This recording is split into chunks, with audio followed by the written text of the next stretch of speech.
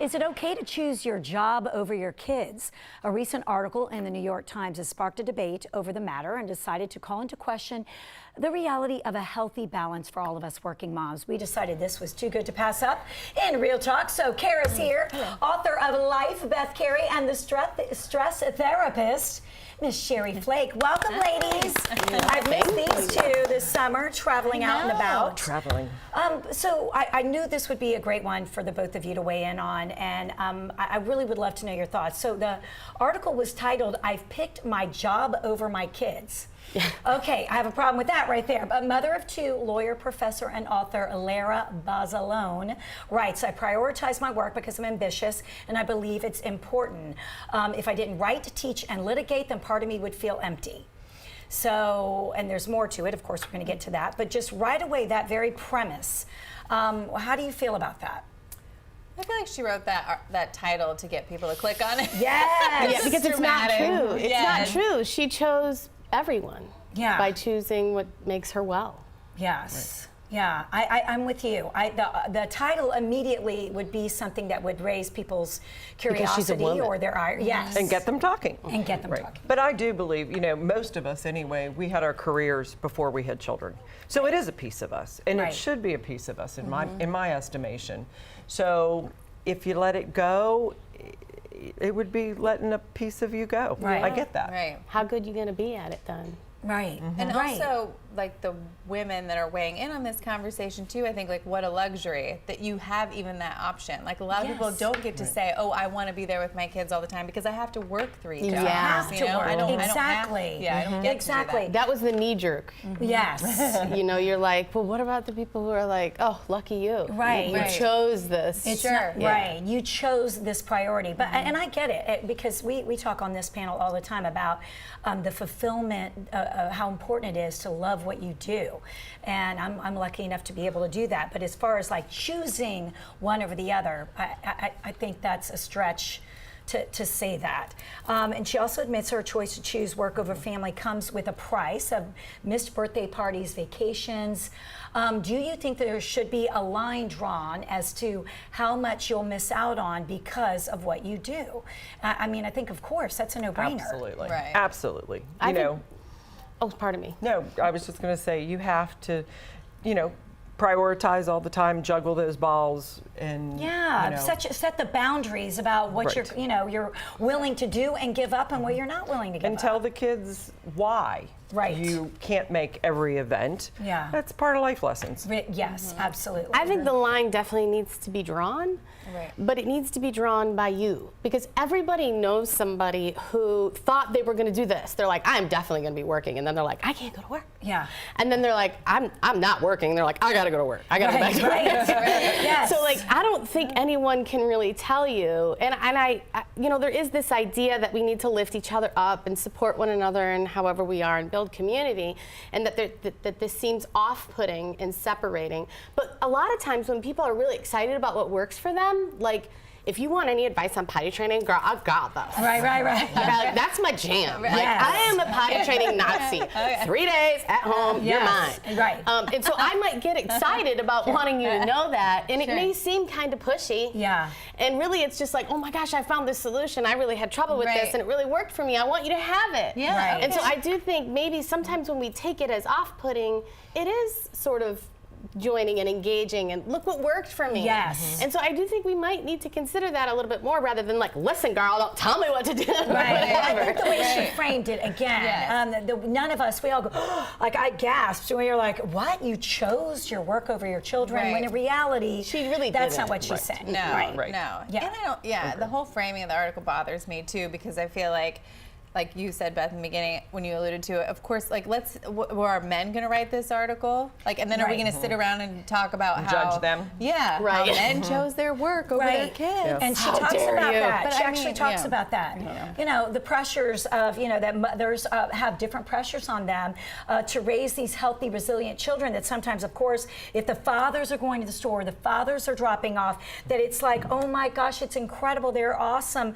And so, I mean, there still does seem to to be a double standard where, you know, we're not necessarily loving the way she's saying, but her point is there are lots of ways. There's no cookie cutter way to raise a successful child. No. I think you're the only one who can decide that. I really do. I think whatever works for you is exactly the way it's supposed to go. And when Right. yeah, you can get excited about telling someone what worked for you, but you really need to make those decisions on your own. It's really a big deal. It's really, really private. And I think I kind of nailed it for my life. It works really well for me. But I still make like 9 or 12 mistakes a day. Right. Wow, just 9 or 12? That's really good. Every night I'm like, tomorrow, make me better. Yes, exactly. Tomorrow, can I be better? And Christine, I would like to say too, on the men's standpoint, as a former teacher, I admit, as a teacher, and I would have a dad come to a welcome open house, I would make a big deal. If they would come to a parent conference, I would make a big deal. And looking back on it, it was wrong. It was wrong to do that. I don't know. It might have as- been encouraging, though. But that's why you do it. Yeah, And it might have that's been encouraging. I don't know if that's wrong. But let's also make the same fuss over women. And I think we've gotten better. Yes. Right. Because the mom took off work and came to that conference too. Right. So, we just need to applaud parent involvement. Period. From either Yeah. side. Yes. And it's not a gender thing. I agree. It's I not a agree. gender. We Or miss should a be. lot of stuff. You feel the pressure. Yeah, I mean, sure, especially totally. in the mornings. Yeah. I mean, how do you feel about this experience again of trying to have it all and balance it all? Because that's really what's at the heart of this. Well, I think you just have to realize that not one thing is going to determine how they turn out, right? Good idea. I like that, sister. Nice job. Keep making mistakes. Yes. Because my mom always said when she was raising me and my brother, she's like, there was so much emphasis from my mom on how you guys were going to turn out, And she's like, and you can do so much for your kids, but at the same time, a lot of it is luck. And How their they come out to disposition. some degree. And it's going to be what it's going to be. And that's one of the hardest lessons to learn is to just ride that ride. Yes, You can't parent the same for every kid. Exactly. Yeah, I no, have a you friend, and I never travel for work, and I have a friend who travels all the time, and her daughter is one of my favorite people. She seems like really is truly one of the most well-adjusted. I mean, again, it's not like one thing is going to be the determining factor. There's going to be lots of different things.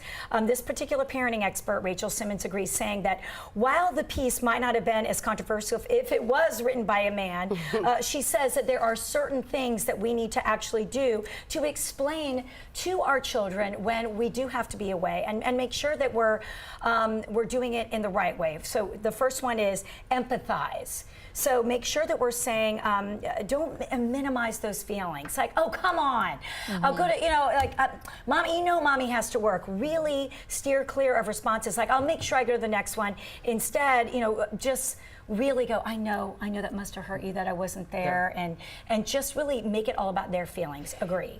Well, I don't know, I might disagree a little bit because I think it's cool to also include your own feelings. So I had to miss something for my boys, and he'd been doing it the whole year, and I had to miss it. And it was like the big crescendo at the end of it, whatever. And I was like, your dad's gonna be there, this is gonna be there. And you know what?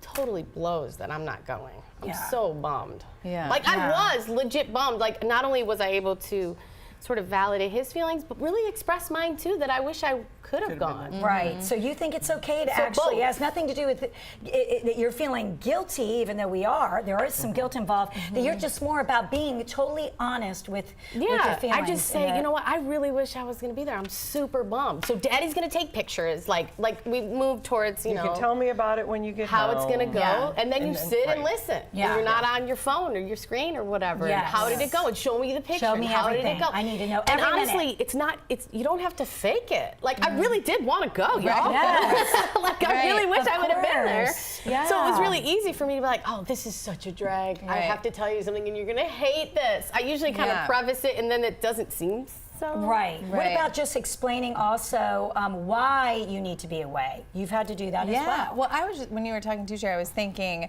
what mostly makes me feel guilty is that I feel like I went to a lot more of James's things because it was just one of them. And then when the second one came Agreed. along, I was like, oh, I can't go to as many things because I'm trying to juggle. So oftentimes I will feel like guilty. But I mean, Isaac doesn't know. He has no clue that I went to James's stuff. Well, you know? just Keep it on the down low. This is going to be recorded for infinity and beyond. So, no. But I do feel like James also expects me to be at everything too, because I was at so many of his things early on. So, Right. letting him know that I'm not going to always be there. Well, Yes. Christine, if you explain too to your kids why you're working, and you explain that, mommy and daddy's paychecks go to do these different things, et cetera, et Yes. cetera, I think it helps too. And I remember my son was in 2nd grade, and I had a rough day, and I got in the car to pick him up at after school, and I said, I can't juggle it all. I'm just failing. And I'm talking to my 2nd grader. Yeah, like, yeah. like I've he been was a there, girl. I therapist. have Like, been he was a there. therapist, I've totally right? been there. And I said to him, I said, maybe mommy shouldn't work anymore. And he said, brilliantly, he said, Mom, he said, doesn't your check help us do blah, blah, and blah, blah? Out of the mouths of babes. Very And I practical. said, yes. And he said, well, I think you should keep working then. And Out he of the looked at his mouths of sister, babes. who was 4, and said, what do you think, Leah? And she agreed to anything. Yeah, Like yeah. that. She was like, yes, Ben, yes. Yes. She's like, and will it help us so- go back to the beach or to Disney World? Yeah. Right, this gonna a get little me that thing on? perspective. Yes.